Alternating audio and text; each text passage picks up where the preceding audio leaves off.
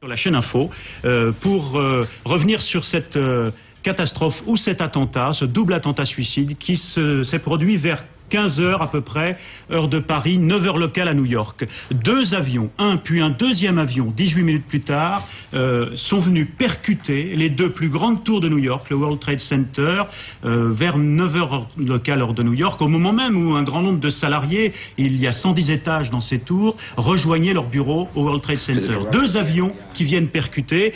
Alors évidemment, l'hypothèse immédiatement imaginée, c'est qu'il ait pu s'agir d'abord d'un accident, bien sûr, un accident de l'aviation civile américaine, mais aussi peut-être et sans doute d'attentat, car peu de gens pensent aujourd'hui, à l'heure qu'il est, qu'il puisse s'agir d'un accident. Voilà. Et tout de suite, on va écouter le président Bush, donc, qui s'exprime de Floride après donc cette terrible catastrophe.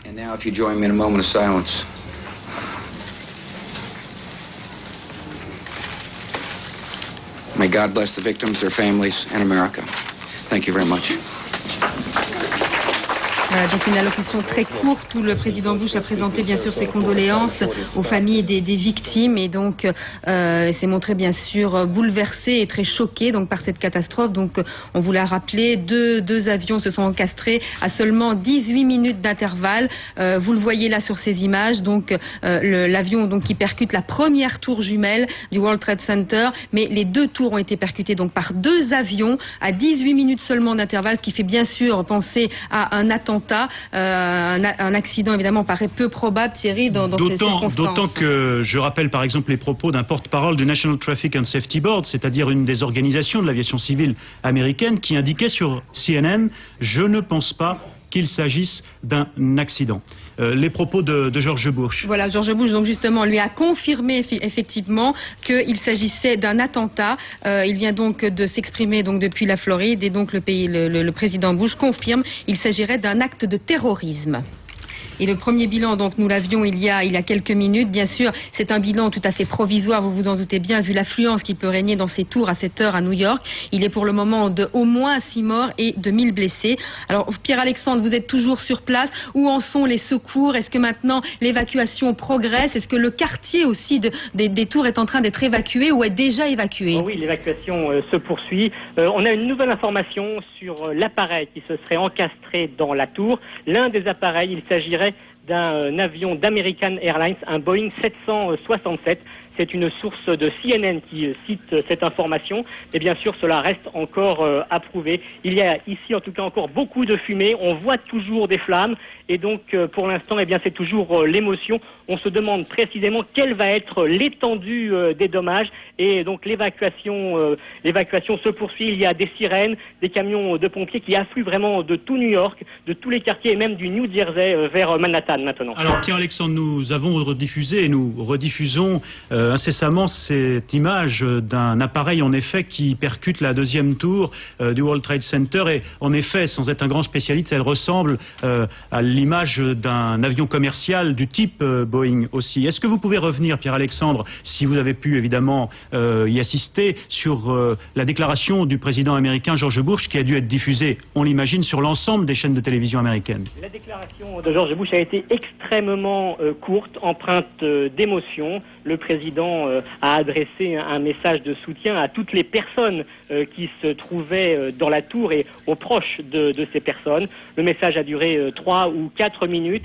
et le président avait une mine grave. Il n'a pas donné d'explication plus précise. Il s'est simplement contenté d'envoyer un message de soutien. Il est vraisemblable qu'il reprendra la parole d'ici quelques minutes. Voilà, alors selon la chaîne de télévision CNBC, donc le FBI enquêterait donc sur la possibilité d'un détournement d'avion juste avant le drame. C'est ce que nous disait Thierry tout à l'heure, Loïc Bérou. Donc ce serait peut-être une des raisons de cet acte de terrorisme. Alors je voudrais qu'on rappelle aux téléspectateurs de LCI et de TF1 qui sont avec nous en direct que nous sommes bien actuellement en direct pour commenter et assister à cette catastrophe, à ce double acte terroriste, si l'on en croit le président américain George Bush, qui s'est déroulé vers 15 heures heure de Paris, 9 heures locales, heure de New York. Deux avions qui viennent sans doute volontairement percuter les détours du World Trade Center. À cet égard, je voudrais que nous joignions en ce moment en direct Ulysse Gosset, qui est notre correspondant à Washington. Oui, écoutez, les informations dont nous disposons actuellement seraient qu'il s'agirait donc dans un premier temps d'un avion venant de Boston et allant vers Los Angeles, un Boeing 737 qui aurait été détourné et qui aurait donc été percuté sous la menace donc de terroristes à l'intérieur de l'avion, la première tour du World Trade Center vers 8h40 local, 8h45, c'est-à-dire pour vous vers 14h40, 14h45. Et ensuite un deuxième avion, sans doute lui aussi, en tout cas du moins d'après les premières informations qui filtrent de la part des enquêteurs américains, un deuxième avion donc aurait à nouveau percuté la deuxième tour cette fois du World Trade Center. Selon les premières informations dont nous disposons, il y aurait au moins plusieurs morts, des centaines de blessés. La bourse de New York a interrompu ses activités et comme vous venez de le rappeler, le président Bush, qui n'est pas encore à Washington, vient d'indiquer qu'il allait rejoindre d'urgence la capitale des États-Unis et il a indiqué dans une déclaration qu'il vient de faire en direct qu'il pensait que ces deux incidents étaient liés apparemment à des actes de terrorisme, donc confirmant la thèse qui prévaut à l'heure qu'il est et qui du FBI, du service fédéral d'investigation, qu'il s'agirait bien de deux attentats terroristes commis à New York. Ulysse Gosset, il est peut-être bon que vous nous rappeliez à nouveau l'attentat qui a déjà été perpétré, d'une autre nature bien sûr, contre le World Trade Center il y a quelques années. Oui, car le World Trade Center est un immeuble symbole de New York, ce sont les deux plus hautes tours de la ville, et effectivement, il y a plus de 10 ans maintenant, une énorme charge explosive avait été placée donc au pied des tours, avait causé une immense déflagration et avait provoqué la mort de plusieurs personnes et plus de 1000 blessés. Et cet attentat avait été revendiqué par des mouvements islamistes dénonçant l'impérialisme américain. Et donc effectivement, au jour d'aujourd'hui, il semblerait que d'autres terroristes, dont on ignore encore tout pour l'instant, aient choisi à nouveau cet immeuble symbole, ces deux immeubles symboles de New York, pour frapper l'Amérique au cœur. Ulysse Gosset, à plusieurs reprises récemment, les États-Unis ont alerté l'ensemble de leurs maisons diplomatiques, de leurs ambassades sur l'ensemble de la planète, pour qu'elles soient sur leur garde, redoutant des attentats, en particulier peut-être des proches d'Oussama Ben Laden. Est-ce que récemment, dans les derniers jours, dans les dernières heures, Washington, le Pentagone, le département d'État ont alerté à nouveau sur des risques d'attentats aux États-Unis ou sur l'ensemble de la planète contre les intérêts américains? Oui, effectivement, il faut savoir que, en fait, cela fait déjà plusieurs mois que toutes les ambassades américaines à l'étranger sont en état d'alerte. Il faut savoir qu'il y a une espèce de lutte à mort qui a été lancée par l'un des terroristes les plus actifs contre les États-Unis, Oussama Ben Laden, et que ce personnage qui est d'origine saoudienne et qui serait réfugié en Afghanistan, couvert par le régime des talibans, est la principale cible des services secrets américains qui ont mis sa tête à prix. Et selon les Américains, tous les attentats importants qui ont été commis contre les intérêts américains à travers le monde seraient, d'une façon ou d'une autre, dirigés par Oussama Ben Laden. Et donc, la question que tout le monde se pose aujourd'hui, s'agit-il à nouveau de la même filière terroriste qui a visé donc encore une fois New York et les États-Unis? Merci Ulysse. Alors nous allons écouter tout de suite donc le président George W. Bush donc qui s'exprimait tout à l'heure depuis la Floride. Tout de suite donc le président Bush qui annonçait donc qu'il pouvait s'agir d'un acte de terrorisme. Aujourd'hui, nous avons eu une tragédie. Deux avions se sont écrasés contre le World Trade Center dans une apparente attaque terroriste. J'ai parlé au vice-président, j'ai parlé au gouverneur de New York, avec le directeur du FBI, et nous avons mis toutes les ressources du gouvernement sur cette enquête pour aider évidemment les victimes de cette attaque et pour mettre en route une enquête globale pour trouver ceux qui ont fait cet acte. Le terrorisme contre notre nation ne sera pas accepté. Et maintenant, si vous voulez bien, vous allez vous joindre à une minute de silence avec moi. Ok. Voilà, vous venez d'entendre donc le président Bush. Vincent, vous êtes avec nous. On vient d'apprendre à l'instant que le Front démocratique de libération de la Palestine revendique l'attentat de New York. Oui, vous savez, quand il y a un attentat, il y a toujours après une collection de revendications qui sont à la fois transparentes et qui sont en même temps défaunées. Alors le DLP, le Front démocratique de libération de la Palestine, ce n'est pas le FPLP. Le FPLP, dont le patron a été exécuté par les Israéliens il y a à peu près un mois de cela, dans un attentat qui était ciblé, qui s'est produit dans les territoires palestiniens. Le FPLP avait promis de se venger en organisant des attentats contre les Américains. Et dès le 28 août, on a entendu Hosni Moubarak et l'ensemble des dirigeants arabes qui étaient réunis par la Ligue arabe s'inquiéter d'une recrudescence du terrorisme. Pourquoi? Eh bien parce que la situation au Proche-Orient est totalement bloquée et que le terrorisme, c'est ce qui se passe justement, c'est la dernière phase d'une guerre au moment où il n'y a plus aucune solution militaire sur le terrain qui puisse apparaître, ni aucune solution politique qui semble se dégager. À ce moment-là, on fait appel au terrorisme. Pendant des années, pendant 25 ans, la guerre, le conflit au Proche-Orient a été rythmé par les attentats menés par toutes sortes de groupes qui étaient téléguidés par des États sponsors, les États qui n'apparaissaient pas et qui étaient pourtant transparents. Alors nous vous interrompons parce que une dépêche de l'agence Reuters signale que selon la police de New York, Vincent Hervouette, il y aurait actuellement une information selon laquelle les New-Yorkais, donc la police de New York, annoncerait aux New-Yorkais qu'un troisième appareil, un troisième avion pourrait en effet s'approcher à nouveau du World Trade Center ou de la zone de Manhattan. Donc un troisième appareil aurait été ainsi détourné par des terroristes. Alors, il faut bien voir que dans le terrorisme, c'est de frapper évidemment des vies humaines, mais frapper des intérêts, frapper des biens, mais aussi frapper les imaginations. Il y a une sorte de mise en scène, il y a un spectacle qui est inhérent à l'attentat terroriste, et qui doit frapper d'horreur et qui doit justement jouer sur cette émotion. Je vous rappelle donc que le FPLP, le 28 août dernier, avait le secrétaire général et membre du bureau politique du FPLP, l'un des patrons du FPLP palestinien, l'ancien parti de Georges Habash, celui qui avait créé Septembre Noir, qui est responsable des attentats les plus sanglants contre les Israéliens, avait promis de frapper les intérêts américains à travers le monde. Et on sait que depuis le début de l'été, Ulysse Gosset le rappelait il y a un instant, eh bien, les forces américaines, que ce soit en Asie, que ce soit dans la péninsule arabique, sont en état d'alerte et que régulièrement, des menaces d'attentats sont proférées. Et donc, à chaque fois, il y a des situations d'alerte sur les intérêts américains, sur les ressortissants américains.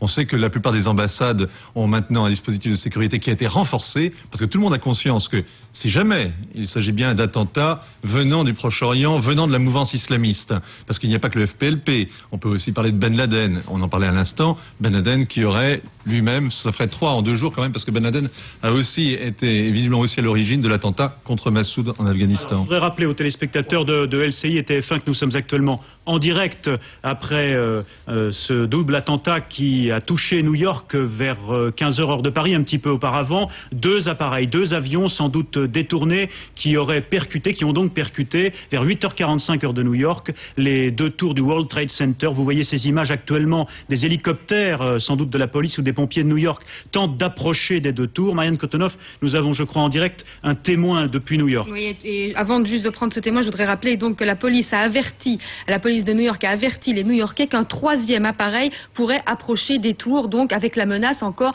d'un troisième attentat. Alors maintenant, nous allons donc à New York où nous prenons au téléphone un habitant de New York, un témoin.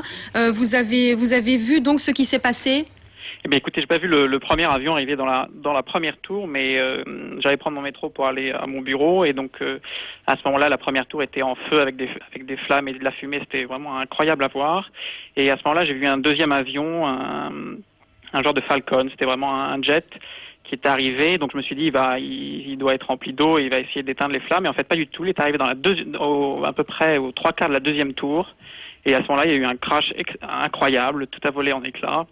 On voyait encore les éclats blancs de l'avion qui volaient comme des confettis. Et à ce moment-là, la deuxième tour a pris feu. Et tout ça s'est embrasé. Et tous les New-Yorkais étaient en train de voir ça. Enfin, c'était vraiment incroyable. Ça faisait froid dans le dos.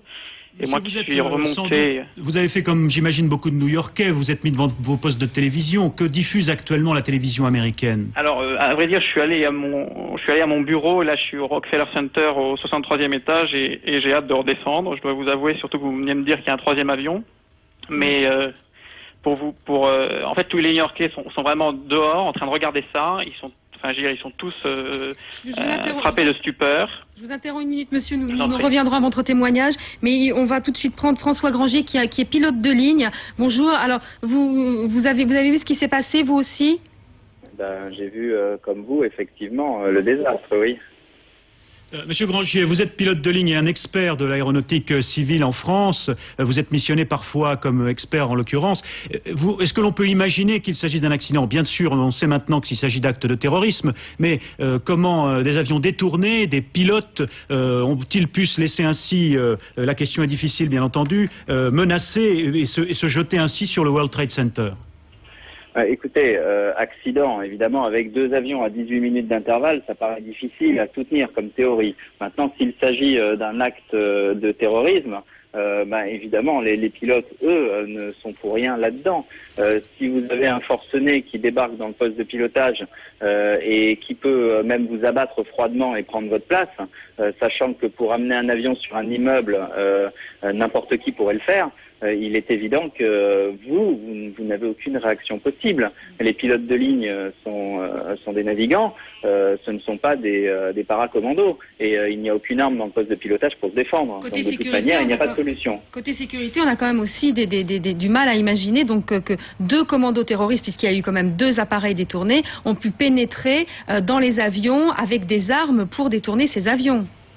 Mais on ne sait pas encore, d'une part, si ces gens étaient armés, on ne sait pas en plus s'il s'agissait d'un détournement avec un équipage à bord, on ne savait pas, pour le moment on en est à la récolte des informations, donc il est difficile de faire une analyse.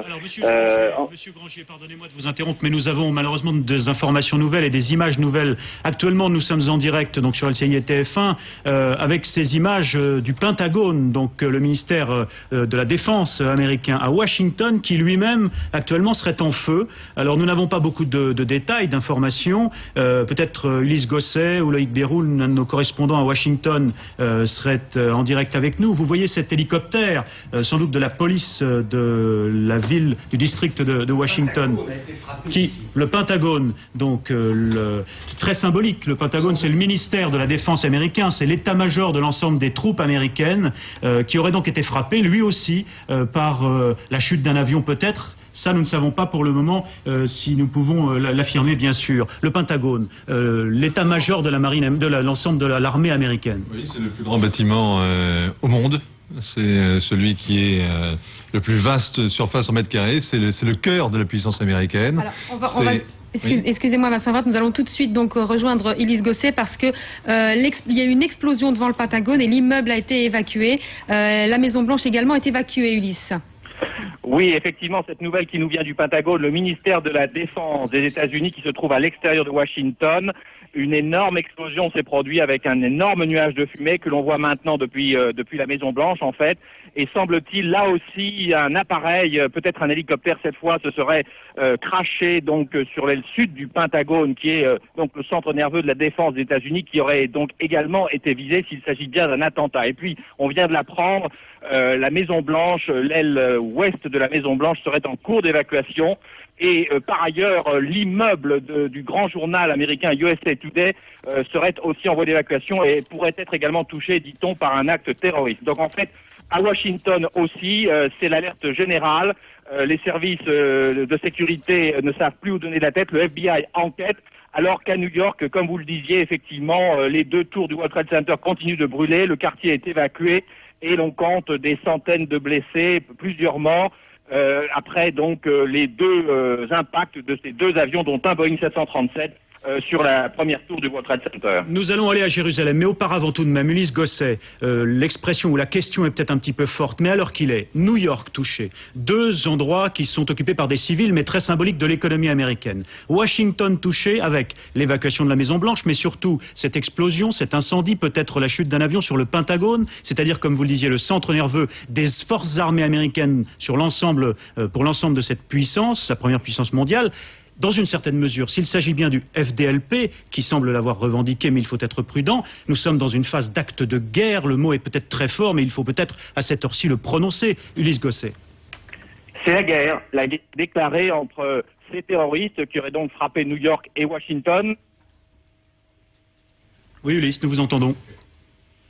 petit problème peut-être. Alors nous avons une difficulté peut-être à joindre Ulysse Gosset actuellement. Vincent Hervouet qui est avec nous. On va peut-être aller à Jérusalem en effet pour rejoindre Bertrand Aguirre. Bertrand Aguirre, le FDLP, l'une des organisations palestiniennes, affirme revendiquer donc ce double ou triple attentat. Alors nous avons des difficultés aussi avec Jérusalem. Je voudrais rappeler à nos téléspectateurs que nous sommes en direct actuellement sur TF1, sur la chaîne Info bien sûr. Après ce qui n'est plus du domaine d'un scénario inimaginable, mais qui est une réalité, vers 15h heure de Paris, un petit peu plus tôt en réalité, vers 14h45, c'est-à-dire 8h45 heure de New York, une catastrophe inimaginable, 2 actes de terrorisme à 18 minutes d'intervalle. Un avion a percuté le World Trade Center, l'une des 2 tours. 18 minutes plus tard, un deuxième appareil percute à son tour le World Trade Center que vous voyez actuellement à l'écran. Ça, c'est New York. Et puis, un peu plus d'1 heure plus tard, c'est-à-dire vers 15h45 heure de Paris, c'est la deuxième image sur la droite de votre écran, le Pentagone, c'est-à-dire à Washington, le centre nerveux des forces armées américaines, qui à son tour est touché par une explosion dont nous ne pouvons pas vous dire à l'heure qu'il est s'il s'agit d'un autre appareil qui aurait chuté volontairement sur l'état-major des forces armées américaines, le Pentagone qui est en partie évacué d'ailleurs à l'heure qu'il est, et puis la Maison-Blanche elle-même, qui est évacuée alors que le président américain a parlé d'actes de terrorisme, d'attaques terroristes, dans une déclaration faite aux télé américaines depuis, je crois, Vincent Hervouet, la Californie. Alors revenons peut-être sur cette revendication. Vous disiez qu'il fallait être très prudent. Dans tous les cas, nous sommes dans une situation, à l'heure qu'il est, exceptionnelle, sans précédent, et dans l'histoire des États-Unis et dans l'histoire de la planète. C'est un scénario de film catastrophe, si vous voulez. On a l'impression que depuis 30 ans, depuis que le terrorisme est devenu l'une des armes des nations les plus faibles, des groupes les plus radicaux, mais ceux qui n'avaient pas accès à la bombe atomique. C'est la bombe atomique du pauvre, le terrorisme. Depuis donc 25 ans qu'on glose, qu'on spécule sur le terrorisme, on a vu toutes sortes de scénarios catastrophes qui mettaient justement au défi l'Amérique de résister à une attaque spectaculaire menée ainsi contre les symboles mêmes de la puissance américaine. Le Pentagone, le World Trade Center, la Maison Blanche, c'est un scénario de film catastrophe.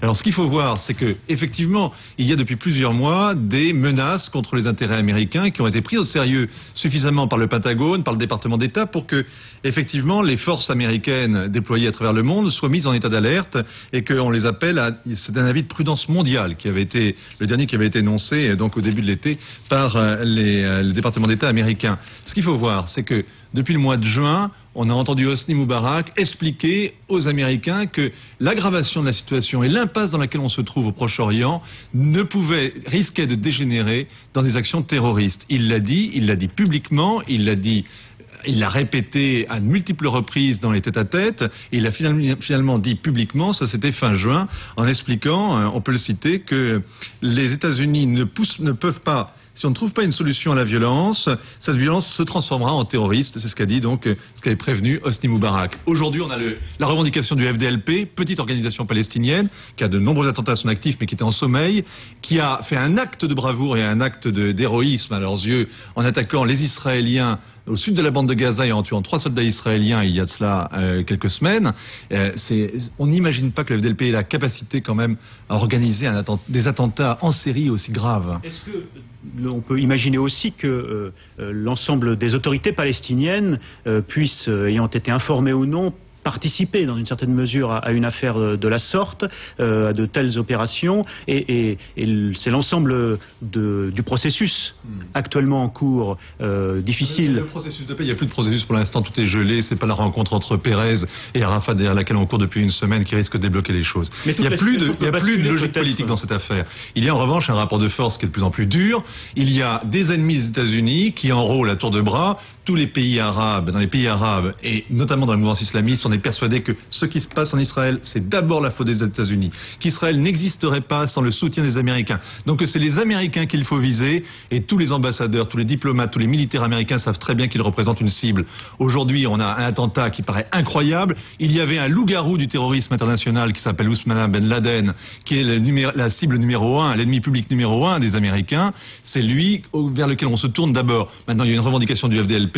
Les revendications, vous savez, il va y avoir une surenchère. Il n'y a pas de groupe qui vont revendiquer dans les jours à venir et on saura au bout de plusieurs mois, plusieurs semaines qui a vraiment fait le coup. Alors, on va revenir, on va tenter évidemment, nous sommes actuellement en train d'essayer d'avoir à nouveau en ligne nos correspondants aux États-Unis, mais aussi Bertrand Aguirre, bien sûr, à Jérusalem. Marianne Konoff, on peut peut-être revenir sur ce qui s'est déroulé et sur ce qui nous a amené d'être en direct, je le rappelle, actuellement à l'antenne. Vous voyez ces images à la fois de New York et Washington. Alors, New York, il est à peu près 8h45. Il est à peu près 8h45 sur place, donc beaucoup d'affluence évidemment dans les bureaux de New York. Les New-Yorkais se rendent à leur travail et un avion, un premier avion, donc un avion, un 737, nous disait tout à l'heure Ulysse Gosset, détourné donc de Boston, s'encastre dans la première tour jumelle du World Trade Center. Une explosion, le feu bien sûr, et puis 18 minutes plus tard, un deuxième avion, vraisemblablement lui aussi détourné, s'encastre à nouveau sur la deuxième tour jumelle du World Trade Center. Il faut dire qu'à cette heure-là, donc je vous le rappelle, il est 9h heure locale à New York. Il y a beaucoup de monde à la fois dans les bureaux et à la fois dans les rues de New York. Ce sont des scènes de panique, des scènes horribles bien sûr. Il y a beaucoup de fumée, vous le voyez, qui sortent des deux tours.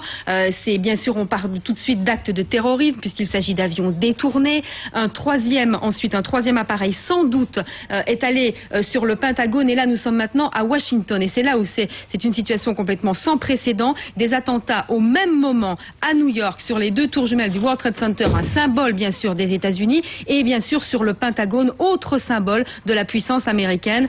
Le Capitole et le secrétariat au Trésor sont également en cours d'évacuation. La Maison Blanche a été également évacuée. Nous n'avons pour le moment peu d'informations sur ce qui s'est passé au Capitole. Il y a eu 2 explosions au Capitole, au Pentagone, pardon. Pour le moment, nous avons bien sûr des bilans, mais qui sont très approximatifs et très provisoires, bien sûr, des victimes. Il y aura 6 morts et plus de 1000 blessés. Voilà, on parlait, selon les chaînes de télévision américaines, en effet, sur le seul site du World Trade Center, de ces 2 tours. Et je vous rappelle, pardonnez-nous de le préciser ainsi, mais qu'il ne s'agit pas de cinéma, bien entendu. Nous sommes en direct sur ce que Alice Gosset considérait comme des actes de guerre tout à l'heure, en effet, de la part des terroristes qui ont déclenché ces catastrophes au World Trade Center, mais aussi au Pentagone. Donc, nous sommes en direct avec, vous le voyez, ces images à gauche de votre écran de New York, le World Trade Center où les 2 avions se sont encastrés, mais aussi du Pentagone, donc qui a été évacué, où il y aurait eu 3 explosions. Et vous voyez les hélicoptères de la police et des pompiers de Washington qui, bien sûr, tentent d'intervenir ainsi au Pentagone, c'est-à-dire le siège de l'état-major de l'ensemble des forces armées américaines. Tous les avions dans l'espace aérien new-yorkais ont été interdits de décollage, peut-être même dans l'ensemble de l'espace aérien de l'Est des États-Unis. Alors nous allons, si vous le voulez bien, nous sommes, je vous le rappelle, en direct à la suite de ce qui s'est déroulé aujourd'hui à New York et à Washington, de ce qui se déroule en ce moment même, car la situation est extrêmement évolutive. Nous allons revenir sur l'intervention très courte et très solennelle du président des États-Unis, George Bush, qui, depuis la Californie, où il se trouvait, la Floride, pardon, Marianne Konoff, depuis la Floride où il se trouvait en voyage, est intervenu pour préciser en effet qu'il s'agissait d'une tragédie, mais d'une attaque terroriste. Alors voilà. Alors nous avons à droite de l'écran les images du Pentagone, de l'avion donc qui s'est écrasé sur le Pentagone. Vous voyez bien sûr les secours qui sont très nombreux, avec bien sûr des pompiers. Vous voyez dans quel état est le bâtiment. Le choc a dû être, et là encore, énorme. Vous voyez le bâtiment complètement éventré. On ignore le nombre de victimes. Pour le moment, aucun bilan. Vous voyez donc les secours qui sont sur place. Donc, on reconnaît bien les colonnes et l'architecture du Pentagone, souvent montrées à la télévision bien sûr, mais aussi dans les films, au cinéma. Le Pentagone, siège des forces armées, de l'état-major de l'armée américaine, qui aurait été en partie ou totalement évacué. Nous pouvons revenir peut-être maintenant sur la déclaration de George Bush qui a été diffusée sur les chaînes de télévision américaines il y a quelques minutes et qui évoquait ce terme d'attaque terroriste. Nous écoutons George Bush, le président des États-Unis.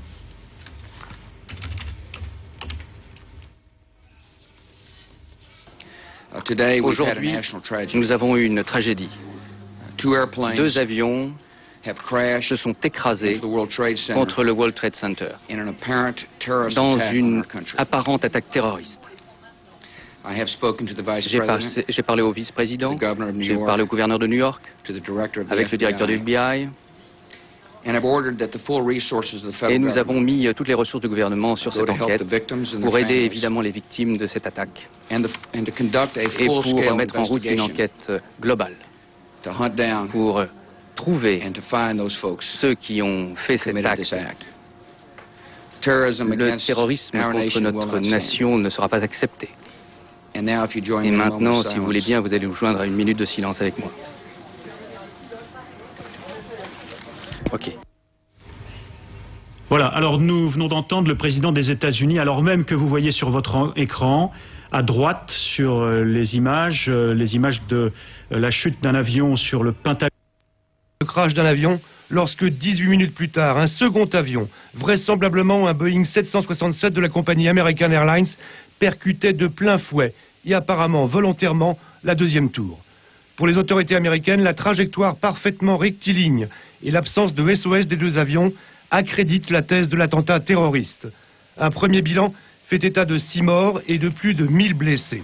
Le drame s'est produit alors que les bureaux des deux gratte-ciel étaient déjà occupés par une grande partie de leur personnel. Le Front démocratique de libération de la Palestine a revendiqué l'attentat sur la télévision d'Abu Dhabi. Et 1 heure après le drame, la police new-yorkaise avertissait les riverains qu'un troisième appareil pourrait se diriger sur le World Trade Center à nouveau. Au même moment, on apprenait que le Pentagone à Washington, l'état-major des armées américaines, était lui aussi en feu. La Maison-Blanche, le Capitole et le secrétariat au Trésor sont en cours d'évacuation en prévision d'une nouvelle attaque suicide. Voilà, vous l'avez entendu, un avion s'est donc écrasé sur le Pentagone. Là, cette fois-ci, nous sommes donc à Washington. Les 2 premiers attentats ont eu lieu à New York, sur le World Trade Center, qui est le symbole de la puissance américaine. Et immédiatement, vous l'avez entendu il y a quelques minutes sur notre antenne, le président Bush, qui se trouvait à ce moment-là en Floride, a parlé d'attentats terroristes. Et quand on parle de terrorisme, Bernard Volker, on pense immédiatement au réseau Ben Laden, par exemple. Oui, absolument. Il faut dire que jamais en temps de paix, des opérations de terrorisme aussi spectaculaires n'avaient été enregistrées nulle part dans le monde. C'est vraiment la première fois que le pouvoir américain, la première puissance militaire du monde, est atteinte de cette façon. À la fois spectaculaire, en ce qui concerne les images que tout le monde voit à la télévision. Et là, qui sont en direct actuellement, donc, que vous voyez. L'impact psychologique extrêmement considérable du fait que la Maison-Blanche a été évacuée, le Pentagone est évacué, où il y a eu également un attentat. Alors, l'origine de ces attentats, eh bien, il est certain que les enquêteurs américains, qui ont déjà eu affaire à des attentats similaires dans le passé, mais jamais d'une telle ampleur, vont trouver les commanditaires de ces attentats, et les regards sont tournés vers l'Afghanistan, vers Osama Bin Laden, qui avait déjà commandité de précédents attentats contre des ambassades américaines en Afrique, et aussi à Aden contre un bateau de guerre américain. Donc des opérations spectaculaires, extrêmement bien préparées, parce qu'il faut bien dire que l'opération que nous sommes en train de voir maintenant n'a pu être préparée que de longue main par des personnes extrêmement compétentes. Même l'état-major d'une armée moderne aurait beaucoup de mal à mettre sur pied une telle opération. Rappelons que les Américains sont traumatisés parce qu'ils ont déjà vécu à Oklahoma City où il y avait eu plus de 170 morts. Là, vous voyez sur ces images que nous voyons actuellement, qui sont les images du World Trade Center. Ces images sont extraordinairement inquiétantes puisque même selon à l'instant un bulletin que délivre l'agence France Presse, l'une des tours de ce World Trade Center, où 40 000 personnes circulent chaque jour, se serait effondrée. Je garde l'information au conditionnel, bien que l'agence France Presse la donne à l'indicatif. Cette tour, l'une de ces tours que vous voyez, il semble que cela se confirme en effet sur ces images, montre que l'une de ces tours se serait effondrée. Je vous rappelle le terrible scénario, ces 2 avions qui se sont encastrés l'un après l'autre, donc visiblement l'un d'entre eux était détourné, c'est l'avion d'American Airlines, l'autre visiblement télécommandé, sont arrivés sur ce qu'on appelle là-bas les Twin Towers, c'est-à-dire les tours jumelles du World Trade Center, et sont arrivés sur ces 2 grands immeubles qui sont des immeubles immenses, 2 grands gratte-ciel de New York, symbole de la puissance américaine. Et là, on va revoir les images à l'instant parce que le nuage de fumée que vous voyez il y a une demi-heure n'est rien à côté de ce que l'on l'on vit actuellement aujourd'hui aux États-Unis, puisque pratiquement il est extrêmement difficile de se repérer dans les rues de New York. Tous nos correspondants qui sont là-bas nous le disent. Il y a un très très épais nuage de fumée. Et apparemment, donc, confirmation, nous sommes dans l'attente de cette confirmation, l'une de ces tours se serait effondrée, l'autre est en train de brûler. Les autorités de l'aviation américaine ont annulé tous les vols commerciaux à destination des États-Unis, donc il est absolument impossible d'atterrir évidemment à New York, mais nulle part ailleurs aux États-Unis, donc difficulté de transmission extraordinairement difficile. C'est ce que vient d'annoncer l'association donc qui s'occupe de la régulation du trafic aérien.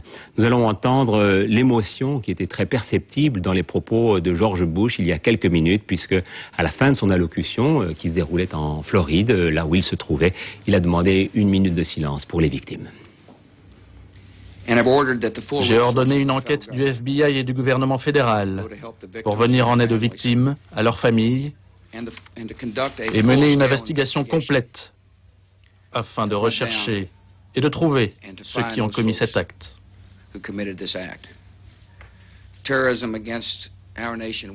Le terrorisme contre notre nation ne l'emportera pas.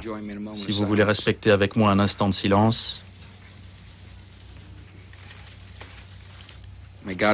Dieu bénisse les victimes, leurs familles et l'Amérique. Merci. Énorme émotion donc dans les propos de George Bush, on le comprend, d'autant qu'il est absolument impossible de dire aujourd'hui combien de victimes il y a. Il est vraisemblable qu'il y ait énormément de monde, puisque, rappelons-le, avec le décalage horaire, il est 6 heures de moins là-bas, donc le matin, la circulation, le monde, le travail, ces endroits où tant de gens se retrouvent. On parle de 20 à 40 000 personnes qui, chaque jour, passent dans ces 2 tours. Alors, on va revoir, parce qu'il y a bien confirmation depuis 2 minutes maintenant, confirmation de l'effondrement de la 2e tour. Voyez comment ça s'est passé. La 2e tour du World Trade Center, qui avait été touchée à peu près une demi-heure auparavant, a fini par s'effondrer, donc vaciller sur ses bases et s'effondrer dans ces images que nous rediffusons au ralenti, que toutes les télévisions américaines sont en train de diffuser, bien entendu, et qui nous montre cette tour désormais, c'est 2 tours jumelles, cette tour orpheline qui se trouve à côté de la tour effondrée. Impossible de dire combien de gens se trouvaient dans cet endroit. La seule certitude que nous ayons, c'est qu'il s'agit évidemment d'un attentat terroriste, que ces avions ne sont pas arrivés là par hasard. L'un d'entre eux, qui devait se diriger vers Boston, l'avion d'American Airlines, a été visiblement détourné. Alors là, nous avons changé d'endroit, nous ne sommes plus à New York, nous sommes à Washington, donc un peu plus bas, à peu près à 500 km de là. Washington, qui est la capitale des États-Unis, et c'est là qu'un 3e avion est arrivé. Ce 3e avion s'est écrasé sur le Pentagone. Ce sont les images que vous voyez actuellement. On est en plein cœur de Washington. On est à quelques centaines de mètres de la Maison Blanche. Il s'est écrasé après une gigantesque explosion. Selon l'un des témoins que nous avons pu joindre, l'appareil qui s'est écrasé était un avion de ligne. On n'a pas de détails supplémentaires. De sources officielles, ça c'est la seule certitude que nous ayons, c'est que cet avion s'est écrasé tout près du terrain d'atterrissage pour hélicoptères qui se trouve devant le bâtiment qui abrite le secrétariat américain à la défense. Je rappelle en effet que le Pentagone, c'est évidemment le symbole de la puissance américaine, puisque c'est là que se trouve celui que l'on appelle le secrétaire d'État à la défense, c'est-à-dire le ministre des armées. Donc les terroristes ont choisi visiblement de toucher les cœurs, les symboles de cette Amérique visiblement honnie par eux, que sont à la fois l'argent, le commerce et la puissance militaire, le Pentagone. Donc je vous le rappelle, les images que vous voyez, ce sont les images de l'éventration de ce bâtiment du Pentagone par ce 3e appareil. Pour l'instant, j'ai pas de détails supplémentaires à vous donner sur la nature de cet appareil. Je vous ai dit que selon un témoin, il s'agirait d'un avion de ligne. On dit maintenant qu'en fait, ce n'est pas une explosion qu'il y a eu au Pentagone. Là, on voit très très nettement l'endroit où a pu s'encastrer l'avion, mais deux explosions. C'est ce qu'un témoin qui est journaliste, une de nos consoeurs, Liza Burgess, dit. Elle parle du bruit de deux explosions. Un bruit important et un autre moins fort, et ensuite immédiatement ce que l'on voit d'ailleurs actuellement sur les images, de la fumée qui s'est échappée de l'un des murs du département de la Défense, et le porte-parole du Pentagone, qui est l'amiral Craig Kingley, n'a pas pour l'instant pu confirmer cette explosion, mais il a annoncé une évacuation du bâtiment. De toute façon, les images parlent d'elles-mêmes. Il y a non seulement évacuation, mais également explosion. Et ce n'est pas la première fois, Bernard Volcker, que les terroristes essaient de s'en prendre à ces symboles de la puissance américaine sur le territoire américain. Non, les deux tours jumelles ont déjà fait l'objet d'une tentative d'attentat il y a quelques années, je crois que c'est environ 8 ans. C'est un réseau islamiste qui avait été démantelé grâce au fait que le FBI avait réussi à l'infiltrer. Ça, c'était une tentative. Oui, c'était une tentative. Il avait été prévu de faire descendre dans les sous-sols du World Trade Center des camions chargés d'explosifs, et le FBI avait eu vent de cette affaire, avait réussi à empêcher l'attentat, et presque tous les auteurs potentiels de cet attentat ont été arrêtés, et ils ont été récemment condamnés. Il y a quelques mois, le dernier a été condamné à la prison à perpétuité. Et tous étaient plus ou moins téléguidés par Osama Bin Laden à partir de l'Afghanistan. Nous allons maintenant prendre en direct avec nous notre correspondant permanent depuis 8 ans, Ulysse Gosset.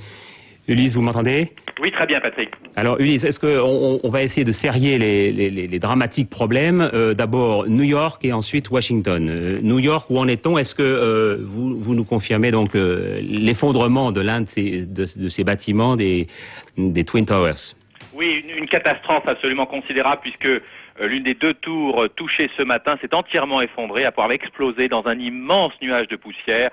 Et les images que nous voyons relèvent de la science-fiction. C'est véritablement New York touché au cœur, l'un des symboles de la plus grande ville américaine, l'une des plus grandes villes du monde, touché donc ce matin par un avion, sans doute un avion pris en otage par des terroristes, et après donc à peine 1h30, donc cet effondrement, et l'image que nous voyons est saisissante parce qu'il n'y a plus qu'une seule tour, alors que le symbole de New York c'était effectivement ces deux tours du World Trade Center.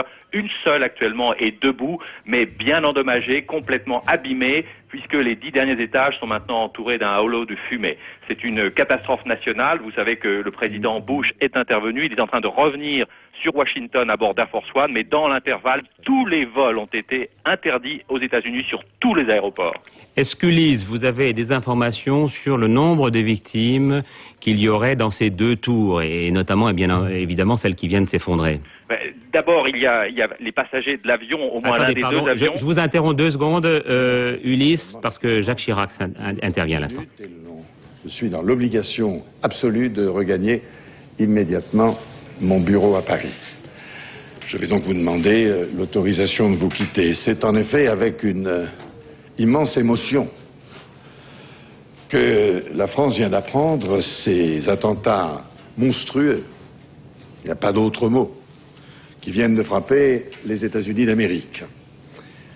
Et dans ces circonstances effroyables, le peuple français, je tiens à le dire ici, tout entier, est aux côtés du peuple américain. Il lui exprime son amitié et sa solidarité dans cette tragédie. J'assure naturellement le président George Bush de mon soutien total. La France, vous le savez, a toujours condamné et condamne sans réserve le terrorisme et considère qu'il faut lutter contre le terrorisme par tous les moyens. Voilà les raisons pour lesquelles je vous demande de bien vouloir m'excuser, étant obligé de rentrer immédiatement à Paris. Je vous remercie. Voilà, c'était donc l'intervention du président de la République française qui, je vous le rappelle, était en voyage en Bretagne, hier dans les Côtes-d'Armor, aujourd'hui en Ille-et-Vilaine. Vous l'avez entendu de Rennes, devant la faculté des métiers. Et il a décidé d'interrompre ce voyage pour revenir immédiatement à Paris. De son côté, Lionel Jospin, à l'instant, exprime sa tristesse horrifiée. Ulysse Gosset, je vous reprends, pardonnez-moi, on était en train d'essayer d'évaluer le nombre de victimes qu'il y aurait dans ces tours qui ont été touchés par les deux avions à New York. Eh bien, Patrick, il faut savoir que chaque jour, 40 000 personnes travaillent dans les deux tours du World Trade Center. À l'heure de l'attentat, c'est-à-dire aux environs de 9 heures, beaucoup de gens étaient déjà au bureau, et même si ensuite on a réussi à faire évacuer une partie du personnel, l'effondrement auquel nous avons assisté de l'une des deux tours a évidemment des conséquences terrifiantes. Et on parlait déjà, il y a une demi-heure environ, de 1000 blessés environ, mais je n'ose imaginer les chiffres. Il faut penser aussi bien sûr aux passagers de l'avion, un Boeing 737 venant de Boston, qui a donc percuté l'une des deux tours avec au moins une quarantaine de personnes à bord. Donc, si vous voulez, les statistiques pour l'instant sont difficiles à donner. Les autorités n'ont pas communiqué un bilan quel qu'il soit, mais on a peine à croire qu'il y a sans doute plusieurs centaines, si ce n'est plusieurs milliers de personnes qui ont été affectées par cela, à New York seulement. Il est 10h pour vous du matin, 10h15 Il est 10h15 exactement à Washington et à New York. Ça veut dire que tout à l'heure, les bureaux étaient ouverts et que déjà les gens étaient au travail. Oui, parce que les Américains arrivent au bureau très tôt. Certains au Pentagone, qui vous le savez a aussi été touché par une explosion ce matin, arrivent entre 5 et 6 heures du matin. Dans le World Trade Center, comme la bourse commence à 9 heures, en fait les gens commencent à arriver entre 7h30 et 8 heures, et à 9 heures c'est véritablement l'heure de pointe, et la plupart des employés du World Trade Center ou des compagnies qui se trouvent à l'intérieur, et au passage d'ailleurs il y a le quartier général de la police de New York qui se trouve au bas de la tour, eh bien ces gens sont déjà en activité aux alentours de 9 heures. Voilà ce qu'on pouvait donc dire sur New York. Je vous rappelle que l'une des deux tours du World Trade Center que nous voyons ici, là, en direct, s'est effondrée. C'est la tour sud, pour ceux qui connaissent New York, et c'est la partie supérieure de l'une de ces deux tours jumelles, c'est pour ça qu'on les appelle les Twin Towers, qui s'est effondrée après l'attentat à l'avion dont elle a été la cible ce matin. Les deux avions se sont écrasés sur les deux buildings, vous voyez, exactement l'impact, le moment où cela s'est passé, ces deux avions qui se sont écrasés contre les deux buildings en début de matinée. Le président Bush d'ailleurs a immédiatement dit que cette collision était un attentat terroriste, et à l'instant on vient d'avoir la confirmation que ces deux avions qui ont frappé le World Trade Center ont été détournés à l'aéroport international Logan, qui se trouve à Boston. C'est ce que vient de dire à l'instant la police de New York. Il s'agit d'un appareil d'United Airlines, et l'autre, celui-là on l'avait identifié auparavant, un avion de American Airlines, donc deux très grandes compagnies nationales américaines. Le premier devait effectuer une rotation, un vol entre Boston et Los Angeles. Donc ces avions ont percuté de plein fouet ces deux tours à New York, et par ailleurs un troisième avion, et là nous arrivons sur notre image actuellement, est arrivé sur Washington. Donc c'est vous dire la précision, le calcul des terroristes, puisque pratiquement au même moment, les deux plus grands symboles, des deux villes symboles en tout cas des États-Unis, la plus grande, la plus riche, New York, et puis la capitale, Washington, ont été touchés. Alors là nous sommes sur Washington, et nous sommes précisément sur le Pentagone, c'est-à-dire sur le ministère de la Défense, le secrétaire d'État à la Défense, qui a été touché. Alors là, est-ce que vous avez des informations, Ulysse, sur les dégâts causés à Washington par ce troisième attentat?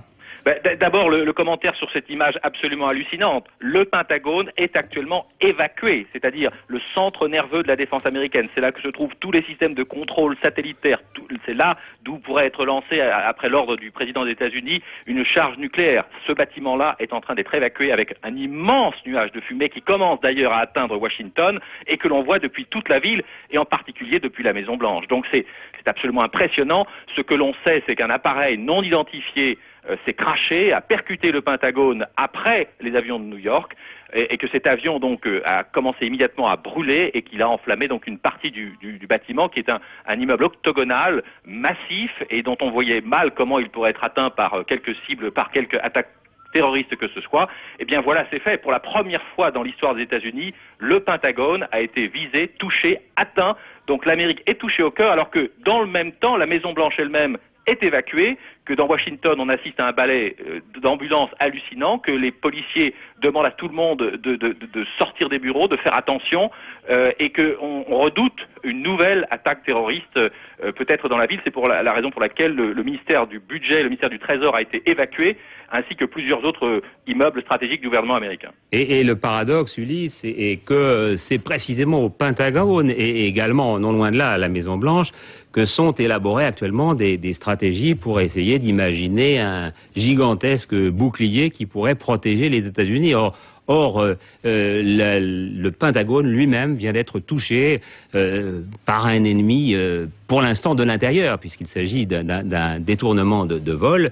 Il s'agira évidemment de savoir exactement qui était aux commandes, qui a désiré le faire, mais cela s'est fait sur le territoire américain, sur le sol américain. Absolument dramatique pour les États-Unis et pour les services de sécurité américains, c'est qu'en fait depuis des mois on savait qu'il y avait des menaces terroristes, et vous savez que plusieurs ambassades américaines ont été touchées. On a même vu un bâtiment de la marine américaine qui a été visé et touché par un attentat et qui a failli couler.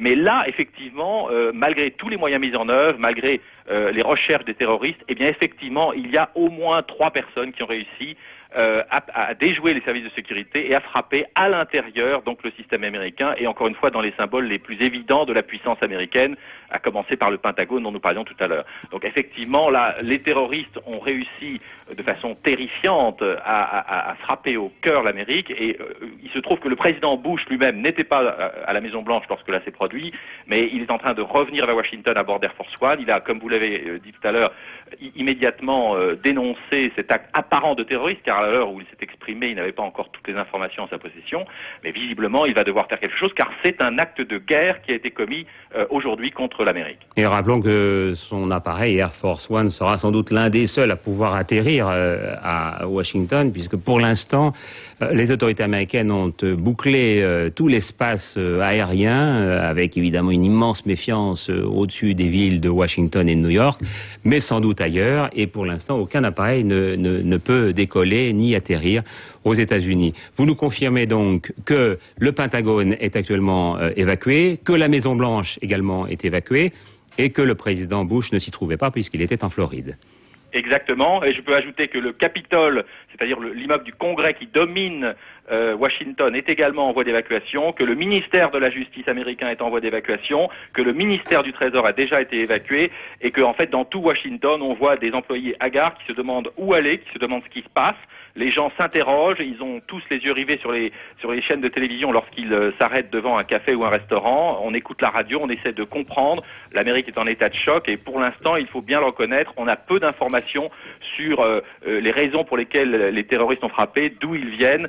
L'Amérique, évidemment, est totalement désemparée, et en plus, le président est à bord d'Air Force One, ce qui fait que le vice-président est aux commandes s'il se passait quoi que ce soit. Mais pour l'instant, il y a peu de réponses des autorités. On essaye tout simplement de faire face à la catastrophe, et sous mes yeux j'ai cette image hallucinante du Pentagone, cet immeuble d'une trentaine d'étages recouverts de fumée, avec des camions de pompiers dérisoires et des gens au sol qui sont soignés par des équipes de secours. Il y a déjà des tentes qui ont été installées sur les pelouses du Pentagone pour soigner les blessés et pour essayer de contenir l'incendie donc qui a atteint cette forteresse américaine qu'est le ministère de la Défense. Donc je rappelle que vous-même vous êtes à quelques centaines de mètres de là, puisque vous êtes à Washington, que le Pentagone est évacué, que la Maison-Blanche est également évacuée, mais aussi, à l'instant, on vient de l'apprendre, le département d'État, c'est-à-dire le ministère des Affaires étrangères, évacué par haut-parleur il y a à peu près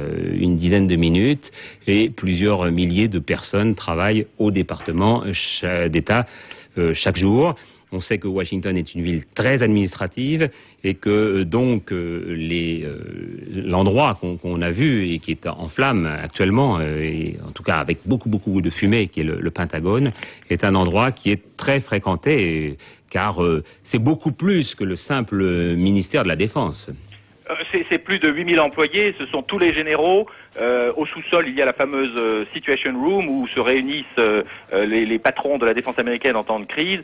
Alors je pense que ce centre stratégique n'a pas été touché parce qu'il se trouve en sous-sol, mais évidemment tous ces gens qui sont habitués à être en totale sécurité, vous savez qu'il y a des systèmes pour empêcher l'écoute des conversations, que les murs ont été renforcés, tous ces gens-là doivent être absolument effondrés de voir que leur propre citadelle a été atteinte par un avion terroriste, ou en tout cas par un avion qui a été kidnappé entre guillemets par les terroristes. Et tout le monde sait aussi, rappelons-le, que le World Trade Center a été visé, que 2 avions se sont encastrés dans les 2 tours aux alentours de 9 h ce matin.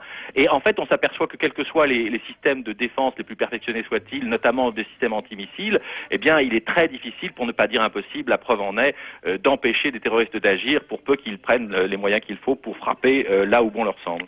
Voilà donc ce qu'on peut dire sur Washington. Pendant ce temps-là, nous voyions les images de New York. Je vous rappelle que normalement, il y avait 2 grandes tours qu'on appelle les Twin Towers du World Trade Center.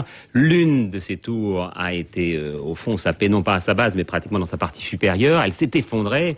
Il y a eu des milliers de tonnes de débris qui sont tombés sur tout le quartier, faisant craindre un très très lourd bilan, et notamment parmi les centaines de sauveteurs qui avaient accouru de tous les quartiers de New York, puisque dans un premier temps, il y avait eu un premier avion qui s'était encastré dans cette tour. Alors à ce moment-là, vous imaginez la réaction de tous les services de police, de secours, de gendarmerie, de pompiers qui sont arrivés. Et c'est à ce moment-là qu'est arrivé un 2e avion, sans doute cet avion de ligne dont je vous parlais, l'American Airlines, et qui s'est encastré à son tour.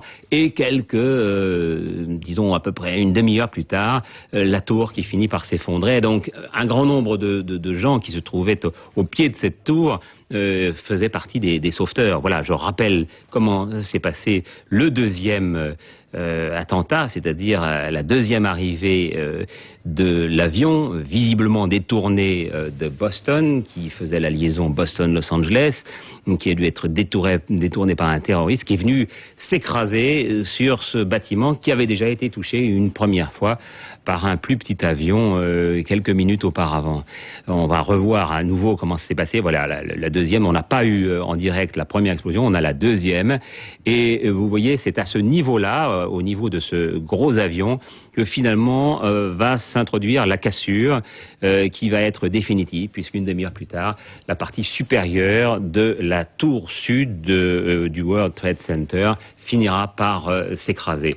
Alors il y a eu un très grand nombre de réactions dans le monde. Vous avez entendu tout à l'heure Jacques Chirac qui a décidé d'interrompre sa visite en Bretagne, et tout à l'heure d'ailleurs nous rejoindrons François Bachy qui est notre correspondant là-bas et qui regagne Paris. Même chose évidemment pour Colin Powell. Colin Powell ne se trouvait pas à Washington et son endroit c'est le département d'État, puisque c'est lui qui est secrétaire d'État américain, qui se trouvait en visite officielle au Pérou, et il a immédiatement quitté le palais présidentiel à Lima pour rejoindre les États-Unis et rejoindre son bureau qui se trouve non loin de celui du Pentagone, à quelques centaines de mètres de là. Vous voyez actuellement, toujours en direct, les images que vous voyez sont des images de direct. Ces images de gens qui sont déjà, vous voyez, psychologiquement très effondrés, et un affolement total, parce que personne ne sait ce qui va se passer, d'où ça vient, qui a été touché et qui peut être touché désormais, puisque il y a quelques minutes, par exemple, on apprenait que par précaution, l'immeuble des Nations Unies, qui se trouve également à New York, avait été évacué. Bon, il n'y a apparemment pas d'annonce de danger immédiat, mais tout le monde est aux aguets et évidemment tout le monde a peur. Et puis Israël vient de décider d'offrir son aide aux États-Unis. Tony Blair se dit absolument effondré par ce qu'il vient d'apprendre, terriblement choqué, ce sont ses propos. Et puis tout à l'heure, vous l'avez vécu en direct, François Bachy. Tout à l'heure, Jacques Chirac qui a décidé de regagner Paris et qui a été très sévère évidemment dans sa condamnation du terrorisme. François. Oui, parce qu'il était 15h20 en fait quand Jacques Chirac a appris la nouvelle dans sa voiture en arrivant à la faculté des métiers près de Rennes, et tout prenait un caractère évidemment totalement artificiel. Minute par minute, le président s'est tenu au courant grâce à son aide de camp de ces actes dramatiques qui sont devenus des actes terroristes. Jacques Chirac a alors choisi de s'isoler dans un bureau pour se mettre en relation avec Paris, et puis il a fait effectivement le petit mot que vous avez entendu tout à l'heure, marquant l'émotion de la population française et la dénonciation évidemment des actes terroristes. Je vous rappelle que Jacques Chirac doit se rendre la semaine prochaine à New York, et il va donc essayer de joindre George Bush tout à l'heure à son retour à Paris dans 1 heure à peu près. Voilà, merci François. Je rappelle que le siège de l'Organisation des Nations Unies a été évacué par mesure de précaution, étage par étage. C'est quand même un immeuble de 39 étages dont on voit tous la physionomie et qui est actuellement évacué. Lui aussi se trouve à New York, tout comme les bâtiments du World Trade Center qui ont été férocement touchés tout à l'heure. Maintenant, il y a à peu près 1h15.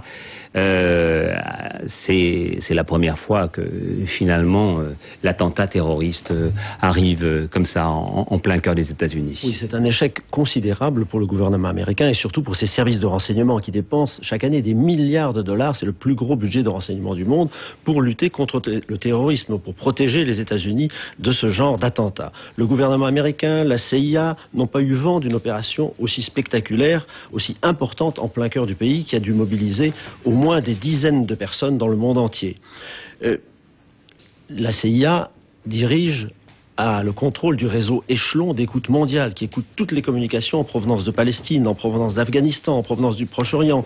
Toutes ces communications sont écoutées. Des milliers d'agents américains sont mobilisés jour et nuit contre le terrorisme islamique et ils n'ont pas eu vent de ce qui se tramait.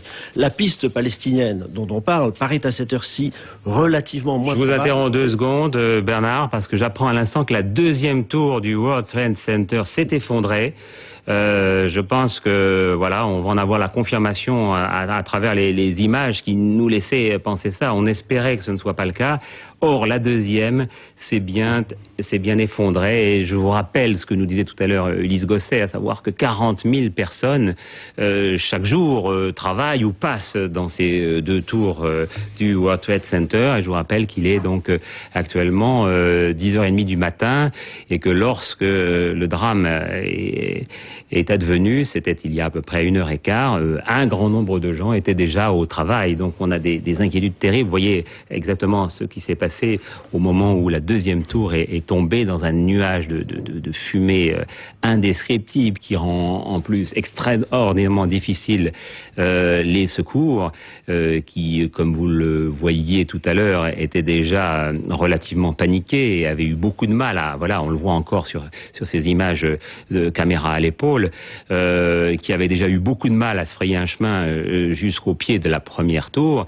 Et c'est à ce moment-là qu'est arrivé l'effondrement de la 2e tour, la tour sud, et donc la tour nord, à son tour, est tombée.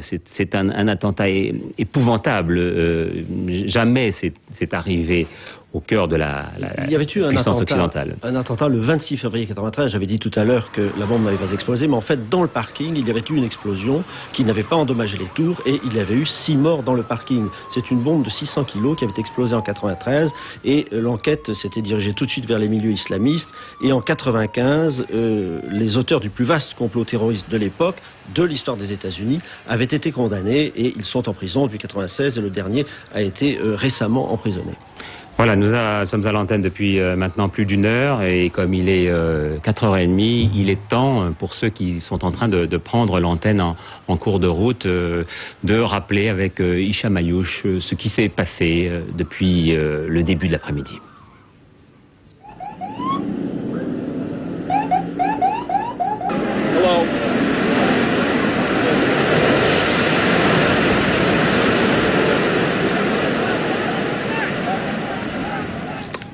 Pour l'instant, petit problème de son. Vous avez compris l'enchaînement de la situation. Un premier avion qui vient s'écraser sur l'une de ces tours.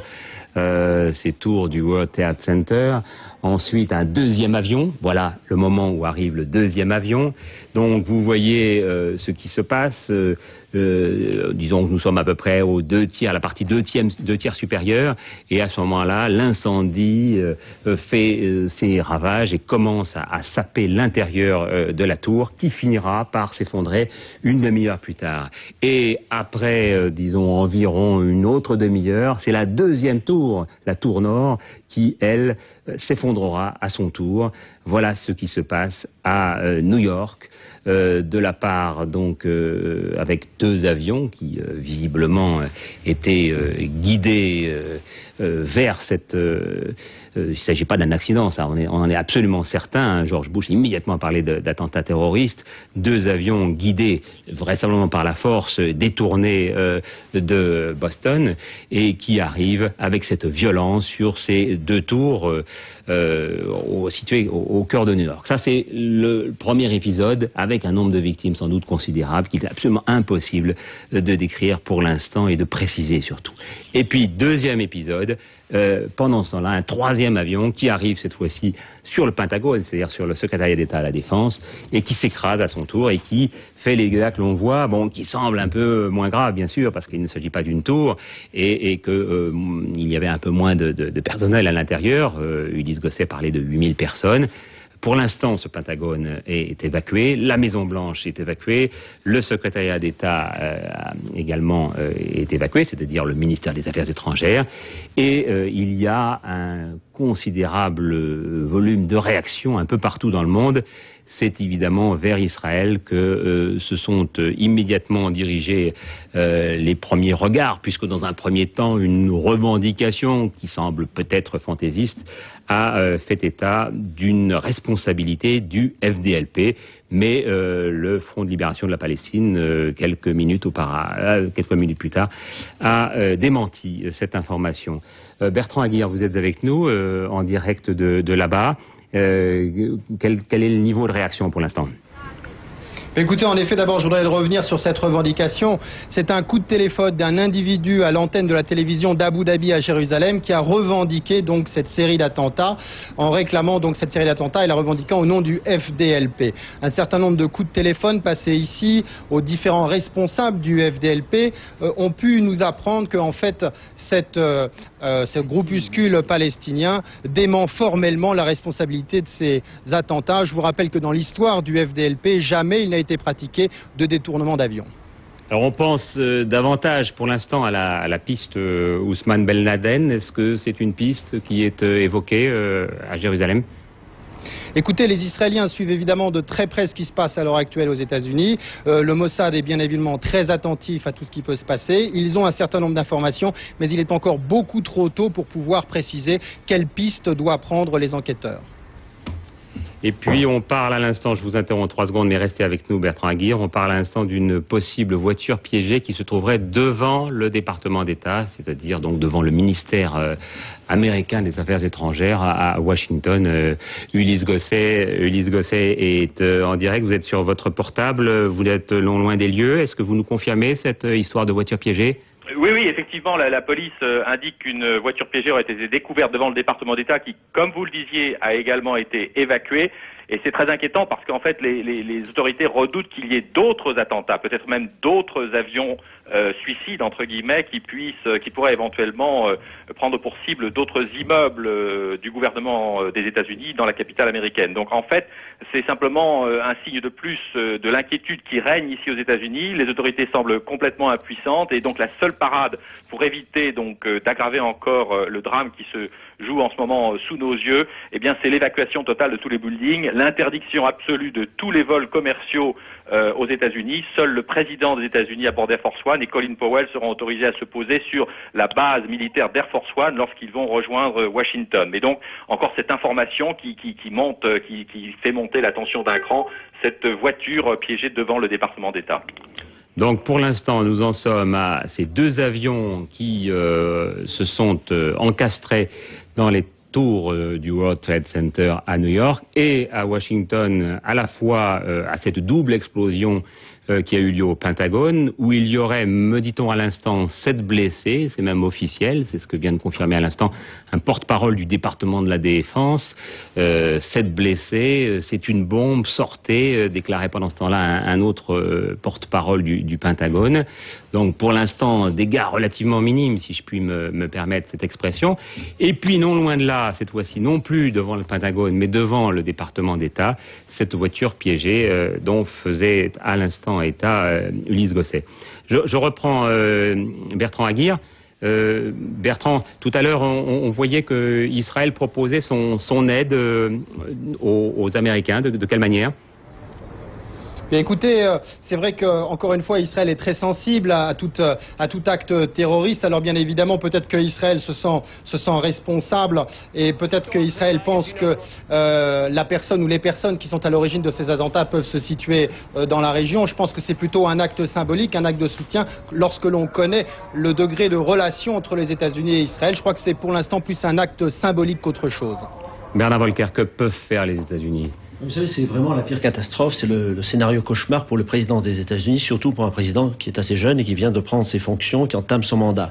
Car même si le gouvernement américain et ses services de renseignement parviennent à identifier, à savoir rapidement qui est le ou les commanditaires de ces attentats, qui tirent les ficelles de ces kamikazés islamistes, sans doute, mais même si l'identité du commanditaire est connue, les États-Unis et leur armée n'ont pas la possibilité de riposter à niveau égal. Le repère de Bin Laden avait déjà été bombardé en Afghanistan à la suite des attentats qu'il avait organisés en Afrique contre les ambassades américaines, mais sans aucun effet. Alors que peut faire maintenant le gouvernement américain pour se venger, pour venger la mort de ces centaines ou de ces milliers de citoyens? Bombarder à nouveau les repères en Afghanistan, déclarer la guerre à l'Afghanistan, ça n'aurait aucun sens militairement. Ce n'est pas une solution militairement faisable. Donc on peut dire que ce soir, l'Amérique est à la fois endeuillée et surtout en position de faiblesse. Position de faiblesse, d'autant que ces deux villes symboles qui sont à la fois Washington et New York ont été touchées. Les images que vous voyez actuellement sont les images de New York, où un immense panache de fumée est en train de recouvrir complètement la ville, donc ajoutant sans doute à la confusion. Vous avez vu que les deux tours se sont effondrées les unes après les autres. Donc il y avait déjà l'explosion, il y a eu ensuite les flammes, il y a eu ensuite la fumée, et maintenant on se retrouve avec les gravats qui sont tout autour du World Trade Center, et qui crée un nombre d'embouteillages évidemment invraisemblables et de difficultés surtout pour les secours, parce que je crois que c'est hélas à New York qu'il va falloir concentrer notre attention. C'est hélas dans ces deux tours que l'on va trouver le plus grand nombre de victimes. Pour l'instant, aucune espèce de bilan n'a été donné par les autorités. Un seul bilan pour Washington ne parle que de 7 blessés pour l'explosion au Pentagone, mais aucun bilan pour New York. Et quand on a vu les images que vous avez pu vivre avec nous en direct, eh bien on se dit qu'évidemment il y a un nombre de gens qui sont emprisonnés dans ces carcasses d'acier, de béton, de verre, de vitres, un très grand nombre de gens, et qui se situent sans doute par milliers de personnes. Comme il est pas loin de 5h moins le quart, on va régulièrement essayer de faire des points pour ceux qui nous regagnent en cours de route. On va voir avec Anne-Sophie de Christoffy comment s'est passé le dramatique enchaînement qui a abouti à la pire catastrophe que les États-Unis aient jamais vécue sur leur territoire. C'est peu avant 9h, heure locale, qu'un premier avion a percuté la partie supérieure de l'une des immenses tours du World Trade Center à New York. 18 minutes plus tard, alors que les chaînes de télévision diffusaient en direct les images de cette première tour en flammes, un autre appareil s'est écrasé directement près du sommet de l'autre tour, provoquant une gigantesque explosion. Quelques 40 000 personnes travaillent chaque jour dans les deux tours du World Trade Center. Un incendie à une telle hauteur dans un immeuble de 110 étages est extrêmement difficile à éteindre. Les pompiers ont coupé toutes les connexions électriques, mais n'ont aucun moyen d'attaquer les flammes sans monter à pied dans les buildings en flammes. J'ai entendu un grondement énorme au-dessus de ma tête. Un avion commercial est rentré droit dedans. C'est ce qu'a déclaré un témoin. Un peu plus tard, à Washington, la Maison-Blanche a été évacuée. Le Pentagone, un énorme complexe immobilier où siège le ministère américain de la Défense, a été également évacué à la suite de 2 explosions, tout comme le département d'État. Un peu plus tard, à New York, 1h30 après la première explosion, une première tour puis une seconde du World Trade Center s'effondrait après avoir explosé dans un immense nuage de poussière, selon des images diffusées en direct par les chaînes de télévision américaines. Des milliers de tonnes de débris sont tombées sur tout le quartier, faisant craindre un très lourd bilan, notamment parmi les centaines de sauveteurs qui avaient accouru de tous les quartiers de New York. Des gens ont été vus par des témoins sauter par les fenêtres de l'immeuble au moment même où les 2 immeubles se désintégraient. C'est ce qui se passait donc à New York, et puis très peu de temps après, à Washington, un avion s'écrasait à son tour. En tout cas, il y a eu une explosion. On pense qu'il s'agit d'un avion.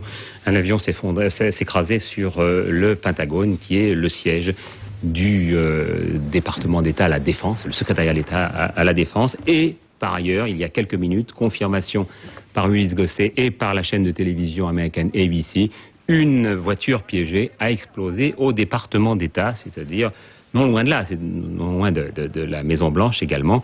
Une Maison-Blanche désertée pour l'instant par ses occupants. Je vous rappelle que le président Bush ne s'y trouvait pas, il était en Floride et qu'il est en train de regagner à bord de son avion Air Force One, qu'il est en train de regagner Washington, la capitale donc fédérale, et qu'il sera sans doute le seul appareil à pouvoir circuler au-dessus des États-Unis, ainsi que celui de Colin Powell, puisque à l'instant on vient d'apprendre d'ailleurs que tous les vols transatlantiques à destination des États-Unis étaient détournés vers le Canada. Les Américains sont évidemment terriblement méfiants, puisqu'ils voient arriver cette succession de catastrophes en chaîne. Ils ont peur qu'une 5e ou une 6e ne soit en préparation, car l'opération était visiblement extraordinairement bien organisée, très synchronisée. Certaines sources de temps en temps évoquent la terreur que tel ou tel aurait d'un nouvel avion qui serait détourné, c'est ce que disait tout à l'heure Sky News, à destination de Washington ou de New York, mais pour l'instant il est absolument impossible de le confirmer, mais il y a de fortes présomptions pour que tout cela, hélas, ne soit pas terminé. Alors évidemment, les réactions, on l'a vu tout à l'heure avec Bertrand Aguirre, que nous retrouverons en Israël, les réactions dans le monde sont très violentes, condamnation avec la plus extrême fermeté de tous ces actes de barbarie de l'Union européenne, condamnation évidemment des Anglais de Londres qui proposent son aide pour retrouver les auteurs des attentats. Jacques Chirac lui-même, vous l'avez vu, se dit horrifié, tout comme le Premier ministre Lionel Jospin. Le président de la République française, lui, interrompt son voyage en Bretagne pour regagner Paris. Tous les vols domestiques américains sont donc suspendus, c'est-à-dire qu'il est absolument impossible de prendre l'avion, de décoller, d'atterrir des États-Unis, à l'intérieur des États-Unis, et même de toucher les États-Unis quand on arrive de France ou d'Europe, puisque ces avions-là sont détournés vers le Canada. Je rappelle les faits, les 2 tours du World Trade Center se sont effondrés. On ne sait pas du tout combien de victimes il peut y avoir. Par ailleurs, à Washington, il y a eu une voiture piégée qui a explosé devant. Voilà, vous voyez exactement comment c'est passé. Voilà, ça c'est la 2e tour. Voilà comment s'est passé l'effondrement de la 2e tour, effondrement pratiquement de la tour sur elle-même. Elle reste relativement solide sur ses bases, mais en revanche, elle est complètement décapitée dans sa partie supérieure. Et il est évident que tout ça entraîne une terrible panique dans les rues. À Washington, des centaines de personnes courent actuellement dans toutes les rues. Certains s'engouffrent dans les bouches de métro. Il y a eu quand même, je vous le rappelle, énormément d'évacuations, que ce soit la Maison-Blanche, le Pentagone, le département d'État. Il y a des gens qui courent dans tous les sens, parce qu'en plus, on ne sait pas ce qui peut arriver. L'histoire de cette voiture piégée, par exemple, est terrible. La menace est partout. Elle ne vient pas simplement du ciel. Elle peut arriver aussi à travers une bombe, à travers une voiture piégée. Et c'est une situation, Bertrand Aguirre, qu'hélas les Israéliens connaissent, mais pas à ce point de paroxysme, parce que eux, évidemment, sont terriblement préparés. Il y a un entraînement permanent de la population, ce qui fait que tout ce qui est possible comme attaque suicide et autres, disons, est quand même relativement paré, alors que dans une ville comme New York, une ville comme Washington, il n'y a pas du tout ces habitudes-là.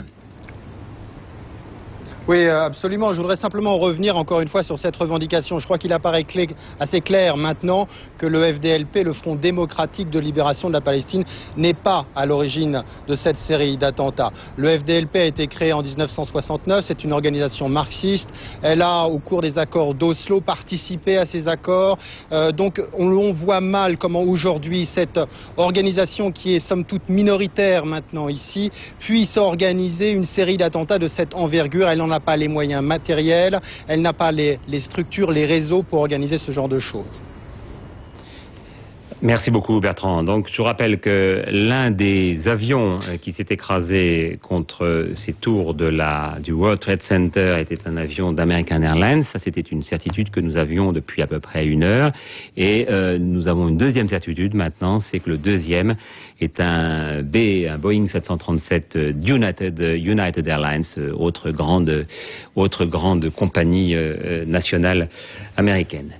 Là, pour l'instant, nous sommes sur la ville de New York, qui est recouverte d'un épais panache de fumée. C'est là qu'évidemment, il y a le maximum de victimes. Il paraît certain qu'on dépassera des niveaux records.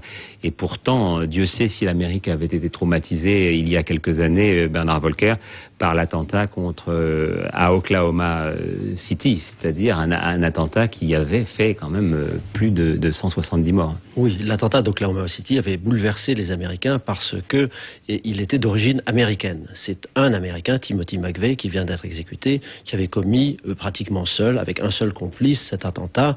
Il l'avait fabriqué lui-même dans son arrière-cour, dans l'arrière-cour de sa ferme, l'explosif qu'il avait fabriqué à partir de matériaux qu'il pouvait se procurer dans le commerce. Mais c'était déjà... Et c'est un Américain qui voulait venger le désastre de Waco. À Waco, une secte était barricadée depuis des mois et des mois, et le gouvernement américain, à qui cette affaire ne plaisait pas du tout, avait finalement donné l'ordre au FBI et à des policiers locaux d'intervenir pour faire évacuer cette secte, et malheureusement, l'affaire a très mal tourné.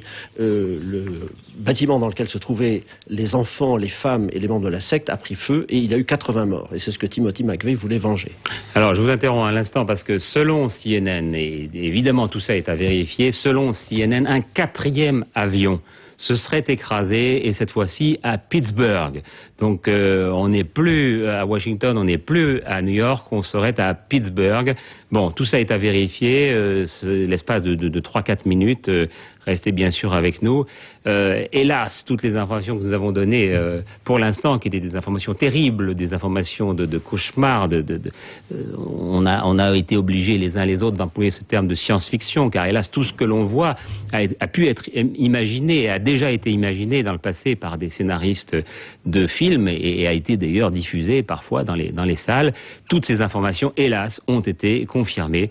Donc vous voyez la peur qu'il y a. Là, pour l'instant, cette caméra de CNN suit cet avion avec visiblement une certaine inquiétude.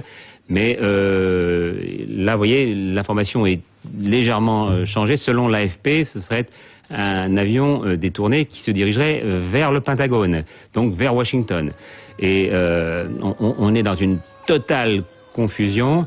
Là, pour l'instant, la certitude de ce que vient de dire le responsable du FBI à l'AFP, c'est que l'avion, un nouvel avion détourné, on en serait donc au 4e, serait en train actuellement de se diriger vers le Pentagone qui a déjà été touché, vous l'avez vu tout à l'heure sur les images. Et je demande tout de suite d'ailleurs à Philippe Perrault ce qu'il en est de cette information sur Pittsburgh.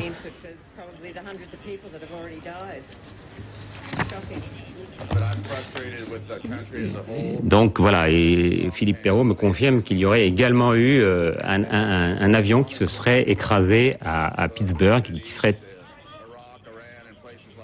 Ah, pardonnez-moi. Il s'agit d'un avion qui venait de Pittsburgh, qui aurait été détourné à Pittsburgh et qui, lui, se détournerait vers Washington. Donc je vous rappelle que les 2 premiers avions que vous avez vus s'écraser sur le World Trade Center auraient été détournés, et enfin ça a été même confirmé, on peut le dire maintenant à l'impératif, ont été détournés à l'aéroport de Boston, et que celui dont nous essayons de suivre la trace actuellement aurait été détourné à l'aéroport de Pittsburgh et se dirigerait vers le Pentagone, mais pour l'instant rien de plus. Donc évidemment tout cela justifie le fait que le Pentagone ait été évacué, le fait que le département d'État lui aussi a été évacué, que la Maison-Blanche, elle aussi, a été évacuée, bien que le président Bush ne s'y trouve pas, mais il y a un très très grand nombre de collaborateurs qui travaillent chaque jour à la Maison-Blanche. Le fait également que le siège des Nations Unies ait été évacué, et donc toutes les grandes administrations et au fond tous les symboles à la fois de l'Amérique et de l'Occident sont évacués, car on craint que ça ne soit pas terminé. Et il faut rappeler que Ousmane Ben Laden, dont nous parlions tout à l'heure avec Bernard Volcker, avait averti il y a 3 semaines que ses partisans déclencheraient une attaque sans précédent contre les intérêts américains en raison du soutien de Washington à Israël. C'est ce que rappelait en tout cas un de nos confrères arabes, qui est rédacteur en chef du journal Quds Al Arabi, qui est basé à Londres et qui est en général un journal très fiable dans ses informations. Il a estimé que le milliardaire islamiste était presque à coup sûr responsable des attentats, puisqu'il le lui avait annoncé il y a pratiquement 3 semaines. Et il a ajouté: nous avons personnellement reçu des informations selon lesquelles il projetait des attentats très très importants contre les intérêts américains. Nous avons reçu plusieurs mises en garde de ce genre. Nous ne les avons pas prises trop au sérieux, préférant voir ce qui allait se passer avant d'en faire part. Voilà ce que dit ce journaliste qui entretient, dit-on, des liens très étroits avec cette mouvance Ben Laden, et qui a déjà interviewé par le passé le dirigeant islamiste, ce dirigeant islamiste qui est réfugié en Afghanistan et qui n'en est pas à son coup d'essai, car plusieurs fois il a menacé de s'en prendre aux intérêts américains, et il l'a fait, Bernard Volcker. Oui, Bin Laden a organisé plusieurs attentats contre les intérêts américains, contre des ambassades en Afrique, qui ont provoqué la mort de nombreux diplomates américains. Il a également organisé un attentat extrêmement spectaculaire contre un bateau de guerre américain qui venait se ravitailler à Aden, et il a revendiqué ces attentats. Donc Bin Laden semble être le commanditaire, on peut le dire à cette heure-ci, de ces attentats. En tout cas, il a la capacité d'organiser, s'il y a quelqu'un dans le monde qui a la capacité d'organiser des attentats aussi sophistiqués, c'est lui. Il l'a montré, parce que s'attaquer à un bateau de guerre américain à Aden, c'est une opération extrêmement compliquée, surtout que ces bateaux de guerre sont extrêmement surveillés. Les ambassades américaines en Afrique étaient également très surveillées à cause des menaces terroristes qui pesaient sur elles depuis un moment. Elles avaient été évacuées à plusieurs reprises. Donc Bin Laden paraît être, effectivement, pourrait être en tout cas le commanditaire de ces opérations. Bin Laden est réfugié depuis plusieurs années en Afghanistan. Les dirigeants afghans ont toujours refusé de le livrer. Ils disent qu'ils ne savent pas exactement où il se trouve. Les Américains avaient essayé de le frapper après l'attentat qui avait été commis contre une ambassade en Afrique. Ils avaient lancé des missiles de croisière contre ce qu'ils croyaient être sa base, un de ses camps d'entraînement. Mais ces missiles de croisière n'avaient fait aucune victime, et Bin Laden a continué comme par le passé. Donc ce témoignage de notre confrère nous laisse à penser que cette piste, hélas, est privilégiée. Or, il s'agit de quelqu'un d'extraordinairement dangereux et surtout très surarmé, et qui dispose de beaucoup d'argent. L'AFP, il y a 2 minutes, nous confirme que selon elle, donc l'agence France-Presse, que selon elle, un avion détourné se dirige vers le Pentagone. Donc ce serait un nouvel avion détourné qui se dirige actuellement vers le Pentagone. Est-ce qu'il y a une possibilité de l'intercepter? Où on en est? Et il semble, me dit Philippe Perrault, que des avions de chasse sont en train de survoler la ville, donc d'essayer de tout faire évidemment pour le neutraliser, mais vous imaginez bien que s'il s'agit d'un avion de ligne, il n'est pas facile de décider, de prendre la décision, en tout cas de s'en prendre à des gens qui sont des victimes innocentes, qui se trouvent à l'intérieur et qui ont été détournés par un pirate de l'air, même par une bande très très organisée. Donc pour l'instant, le choix des autorités américaines doit être dramatiquement crucial. D'autant que le chef de l'exécutif n'est pas là. George Bush est en train de revenir de Floride, donc c'est certainement depuis ce fameux avion Air Force One qui avait été immortalisé par un film que toutes les grandes décisions doivent être prises actuellement. Même chose pour Colin Powell, qui est son secrétaire d'État, son ministre des Affaires étrangères, si vous voulez, et qui lui est en train de revenir de Lima, où il était en voyage officiel. Il a d'ailleurs annulé sa visite en Colombie. À l'instant, nous allons entendre la réaction du Premier ministre britannique, Tony Blair. Je viens d'apprendre à l'instant qu'un des plus graves événements, choquants et terribles, vient de se produire aux États-Unis. Ce terrorisme à grande échelle représente un nouveau Satan dans le monde d'aujourd'hui. Il est perpétré par des fanatiques qui restent insensibles à la vie humaine.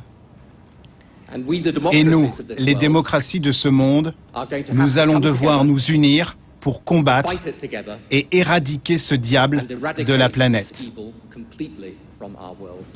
Voilà donc la réaction de Londres. Londres où la bourse a été évacuée par précaution.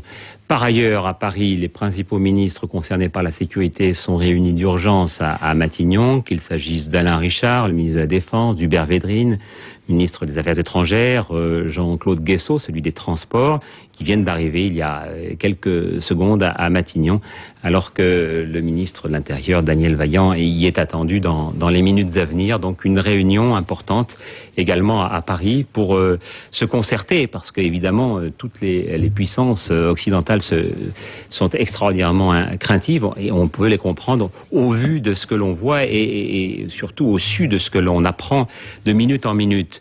Les Russes eux-mêmes se méfient. Par exemple, on sait que l'armée de l'air a pris des mesures antiterroristes. Ce sont les forces de défense qui ont pris des mesures donc draconiennes à la suite des attentats qui ont été perpétrés aux États-Unis. Il y a eu des consignes de prudence aux citoyens américains en Russie. On a appris il y a quelques minutes que Yasser Arafat condamnait, évidemment avec la plus extrême fermeté, ces attentats commis aux États-Unis. Je vous fais part toujours d'un certain nombre d'informations, en vous rappelant que les images que vous voyez ne sont pas des images directes, ce sont les images juste avant la chute de la deuxième tour du World Trade Center, en vous rappelant donc au passage que Air France annule ou déroute tous ses vols à destination des États-Unis et que le Premier ministre Lionel Jospin à Paris va faire une déclaration. Nous l'écoutons.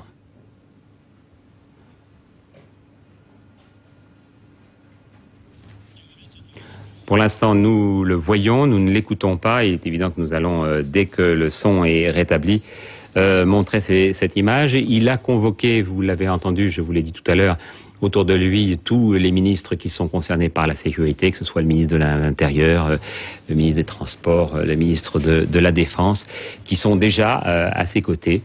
Et puis à l'instant, j'apprends qu'un avion se serait écrasé, un nouvel avion se serait écrasé près de Pittsburgh. Donc vous voyez, la première information que je vous donnais n'était pas fausse, c'est un Boeing qui se serait écrasé près de Pittsburgh qui se trouve en Pennsylvanie.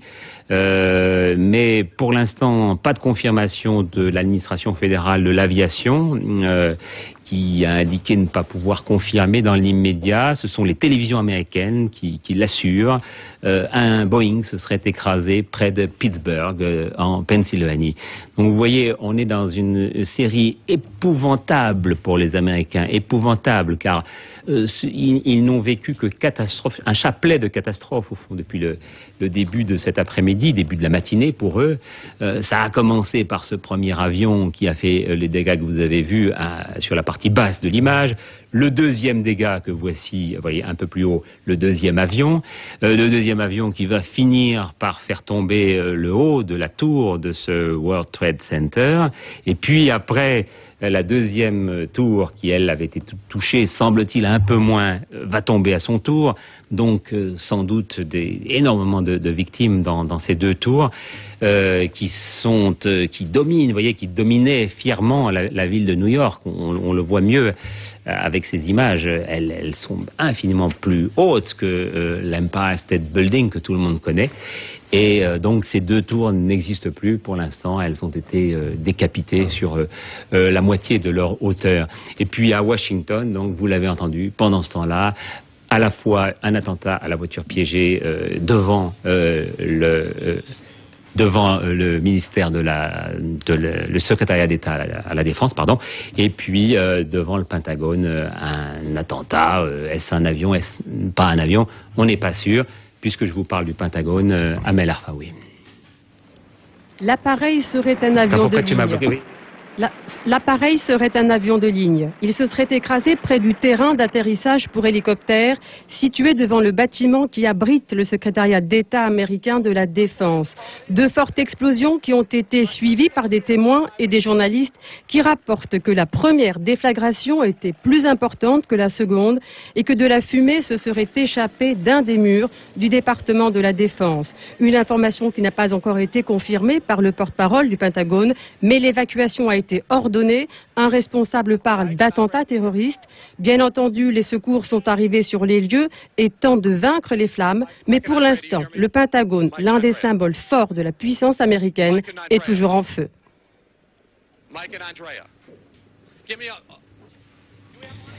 Voilà donc pour le Pentagone. Donc la dernière information en date, c'est celle que je vous donnais il y a quelques instants. Je ne suis pas en mesure de la confirmer à 100%, mais les télévisions américaines la donnent comme avérée. Un Boeing se serait écrasé près de Pittsburgh.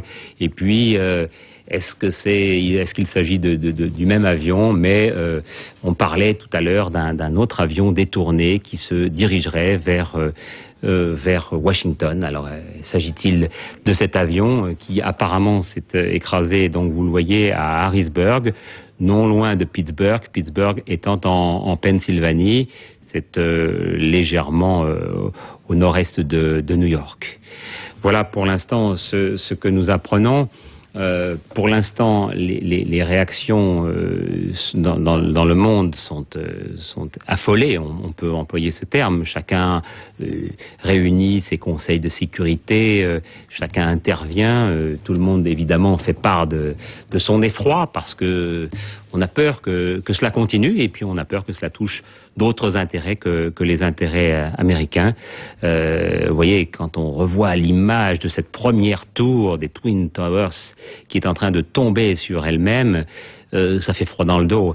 Et une demi-heure plus tard, ce sera la deuxième. Ce sera la tour nord qui s'effondrera à son tour. Et vous avez vu ce que ça donne aujourd'hui, ces deux tours qui sont non pas rasées, mais qui sont en leur milieu décapitées. Et avec ce panache de fumée, ce fracas, tout ce que vous pouvez imaginer comme débris autour de tout cela et les scènes de panique. Elles ne sont pas toutes visibles sur ces images-là qui sont pour l'instant des images d'évacuation, mais elles sont très très sensibles, me disait tout à l'heure Ulysse Gosset. Ulysse, oui. Est-ce que vous sentez cette panique dans la population ? Très clairement, à Washington, il y a eu un moment ce matin entre 10h et 11h où il y a une véritable panique qui s'est abattue sur la ville. Il faut savoir que lorsqu'on marchait dans les rues de Washington, on apercevait cette énorme fumée venant du Pentagone. Les gens savaient qu'il y avait déjà eu un terrible drame à New York avec les deux avions qui avaient percuté et qui s'étaient encastrés dans les deux tours du World Trade Center. Puis Washington a été la cible des terroristes et donc tout le monde s'est mis à courir en essayant de se réfugier dans le métro. Il faut savoir aussi que tous les immeubles du gouvernement fédéral ont été évacués à Washington, du ministère du Trésor à celui de la Justice, en passant par le département d'État et bien entendu la Maison-Blanche et le Pentagone. Le Pentagone, au passage, qui a été donc sérieusement touché, puisque l'une des ailes du Pentagone s'est maintenant effondrée, un peu à l'image de ces tours du World Trade Center qui se sont effondrées sur elles-mêmes. Eh bien là aussi à Washington, au Pentagone, donc une tour, une aile entière s'est complètement effondrée. Et puis il y a encore cette information donc difficile à vérifier, mais effectivement les services de renseignement militaires et les contrôleurs aériens militaires ont entre guillemets des informations et suivent un avion qui serait suspect et qui pourrait donc être là aussi encore contrôlé par des terroristes. Donc il y a une menace qui pèse sur la ville, alors que le président des États-Unis ne s'y trouve toujours pas, qu'il est dans les airs à bord d'Air Force One, que le secrétaire d'État Colin Powell lui aussi doit rentrer d'urgence vers les États-Unis.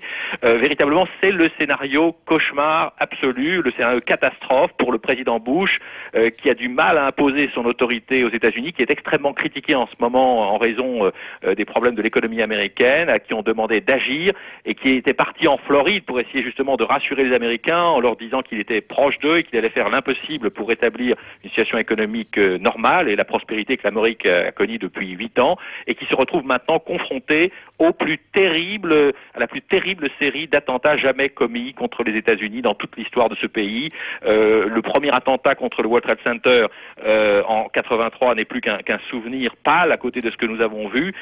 Encore une fois, ces images de ces tours du World Trade Center qui s'effondrent sur elles-mêmes, c'est comme si la puissance américaine s'effondrait sur elle-même. Alors bien entendu, ce n'est pas le cas, puisque les Américains vont réagir, ils vont se mobiliser, mais là, en ce moment même, il y a un moment de désarroi profond lorsque ces symboles aussi importants, et notamment que le Pentagone, le cœur du système de défense américain, est touché ainsi par les terroristes. Désarroi qui sera évidemment encore plus grand quand les Américains auront connaissance de cette déclaration à la seconde même du maire de New York, Rudolph Giuliani, qui vient de dire que les attentats de New York ont fait un nombre terrifiant de morts. C'est le mot qu'il a employé. C'est la première fois que l'on parle donc des victimes qui sont enfermées actuellement dans ces carcasses de béton, d'acier et de verre des 2 tours du World Trade Center. Alors, il y a eu énormément d'évacuations dans tous les États-Unis. Il y a eu des évacuations il y a quelques minutes de gratte-ciel à Chicago. Même chose pour la bourse de Chicago qui a été évacuée. Il y a eu également des évacuations à Londres, évacuation de la bourse de Londres. La sécurité sur les bases militaires américaines de l'OTAN en Italie a bien sûr été renforcée. L'OTAN qui appelle à faire front commun contre le fléau du terrorisme. Et puis, il y a actuellement à Paris un début de conseil avec le Premier ministre Lionel Jospin et ses 5 ministres qui s'occupent essentiellement de la sécurité en France, à savoir bien sûr le ministre de l'Intérieur, mais aussi le ministre de la Défense, Alain Richard, le ministre des Transports, Jean-Claude Guessot, Lionel Jospin qui faisait cette déclaration il y a 10 minutes avant de s'engouffrer dans son bureau à Matignon. C'est évidemment une nouvelle tragique qui nous a tous frappés cet après-midi. Ce sont des attentats d'une violence et d'une gravité sans précédent qui ont frappé le World Trade Center, le Pentagone, sans doute d'autres lieux dans des grandes villes américaines. Mon premier sentiment est celui d'une émotion profonde, de l'horreur aussi pour cette violence inacceptable, des pensées d'émotion à l'égard des victimes, de leurs familles, et l'expression d'une solidarité profonde à l'égard du peuple américain. Nous devons tirer quelques conséquences de cette situation, même si elle frappe de l'autre côté de l'Atlantique. J'ai donc demandé au ministre des Affaires étrangères, au ministre de la Défense, au ministre de l'Intérieur, au ministre des Transports de me rejoindre à Matignon. Ils viennent d'arriver dans mon bureau et nous allons examiner de façon calme et rigoureuse ce que nous avons à faire. Il y a des conséquences ? J'ai eu une conversation avec le président de la République qui, vous le savez, revient de Bretagne, où il était, et nous aurons sans doute à examiner ensemble, là aussi, les décisions qui doivent être les nôtres.